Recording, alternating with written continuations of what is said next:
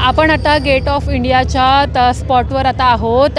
Gate of India येथून एलिफंटा या ठिकाणी जाणारी रहिवासी बोट इथे अपघात झालेला आहे आणि अशी माहिती मिळाली आहे की या रहिवासी बोटमध्ये एकूण 80 लोकं होती। त्यापैकी 66 लोकांना रेस्क्यू करण्यामध्ये यश आलेलं आहे आणि इतर लोकांचं जे सर्च ऑपरेशन आहे ते सर्च ऑपरेशन सुरू आहे। पण सूत्रांकडून अशी माहिती मिळाली आहे की जी नेव्ही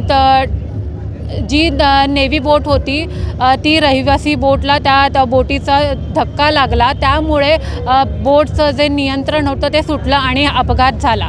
आता ऑपरेशन चालू आहे। आपण ग्राउंडवर आहोत।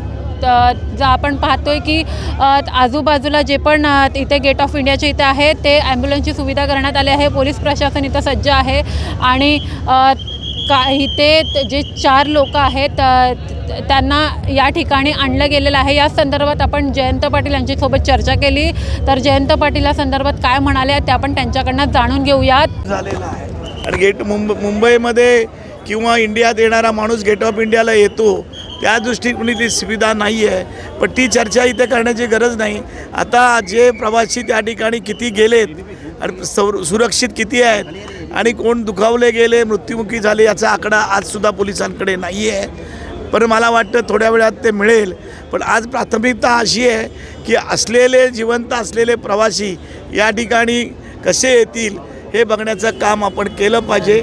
मला वाटतं की MMBनी या ठिकाणी ही दुसरी घटना आपल्याकडे घडते आहे।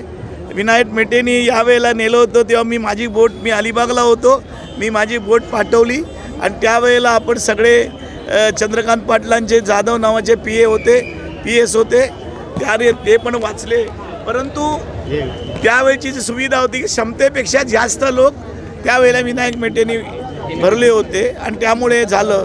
तीच परिस्थिती ती आहे असं मला वाटतं। पण तुम्ही म्हणा नौदलाची म्हणजे भारतीय नौदलाच्या बोटीने ठोकल्यामुळे नेव्ही काय ते कळत नाही, नेव्ही किंवा कोस्टल यांच्यापैकी त्यांनी संपले असं ऐकिवात येते, नक्की काही वाटत नाही आहे। पण जी माहिती आता समोर येते जवळपास 1 जण त्याच्यामध्ये मृत्युमुखी पडला आणि 25 लोकांना रेस्क्यू केले असं आता अधिकृतपणे गव्हर्नमेंटकडून सांगण्यात येईल। नाही, मला माहिती नाही, मी तुमच्याबरोबर चाललो, मला बातमी समजल्यावर मी पण या व्यवसायात आहे, आमचे समव्यावसायिक सगळे लोक आहेत, त्यांना या ठिकाणी काय मदत करता आली ते बघू। ज्या बोटी आमच्या आहेत आणता नाही येताना त्या आपण पाठवून तिथे कसं करायचं याच्यासाठी मी खरा या ठिकाणी आलो। मला वाटतं की हा गंभीर असा प्रकार या ठिकाणी झालेला आहे आणि याच्यामध्ये MMBला आणि पोर्ट डिपार्टमेंटला एक वेगळी यंत्रणा उभी करण्याची आवश्यकता आहे असं मला वाटतं, पण ती चर्चा आता करण्यात काय अर्थ नाही आहे। आज आपल्याला प्रत्येक प्रवासी कसे वाचतील हे बघण्याचं काम आपण करायला पाहिजे। आपण पाहिलं असेल तुम्ही एक म्हटलं की 25 पेक्षा पण जास्ती लोक क्षमतेपेक्षा पण, मग यावरती गुन्हा कोणावर दाखल केला पाहिजे नक्की? अशी जर घटना घडत असेल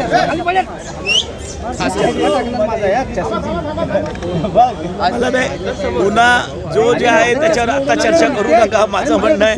पहिलं याच्यामध्ये आपली आज प्राथमिकता अशी आहे की जे प्रवासी बुडालेले आहेत त्यांना इथे कसं आणता येईल हे बघण्याचं काम आपण प्रामाणिक करू। ती चर्चा येईल, गुन्हा बिन्हाचं मागावून बघू, परंतु या ठिकाणी ज्या पद्धतीचं आंतरराष्ट्रीय पर्यटन हा भी त्या ठिकाणी झालेला आहे त्याला सुधारणा कशी करता येईल मी अनेक वेळा हाऊसमध्ये असताना यावर बोललेलो आहे। सर, हिंदी में आपसे जानना चाहेंगे जो दुर्घटना हुई है बोट की गेट क्या कहना चाहेंगे, क्या इन्फॉर्मेशन आपके पास है? मेरे पास मैं अभी आया हूँ, मेरे को इतना इन्फॉर्मेशन जो है कि नेवी क्या कोस्ट गार्ड की किसी बोट ने उधर टक्कर दी इसलिए बड़ा सस्ता हुआ है, ये तो गंभीर बात हो रहा है।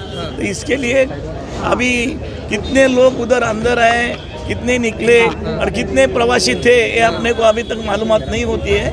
1 घंटे में हो जाएगा मेरे को। सर, ऑफिशियली अभी एक है कि 1 डेड है और 21 पैसेंजर्स जो है वो फिलहाल रेस्क्यू किए गए हैं, उस पर क्या कहना चाहिए? नहीं, मैं क्या बोलता हूँ, जो आपको नॉलेज है उतना भी मेरे को नहीं है, मैं अभी आया हूँ, लेकिन मैं बोलता हूँ अपनी सबकी जिम्मेदारी है कि बोट ये जो है जितने बोट में जो पैसेंजर थे वो कैसे बचेंगे देखने का काम है। इसमें यही रास्ता 2 साल पहले इधर हुआ था, यही मेरी बोट भेजी तो इसके ही बेटे के PA का ही भाई उधर या ठिकाणी गया, तो क्या भाचा गया, वैसा ही कुछ होना नहीं मांगता है। अभी जिम्मेदारी ऐसी है,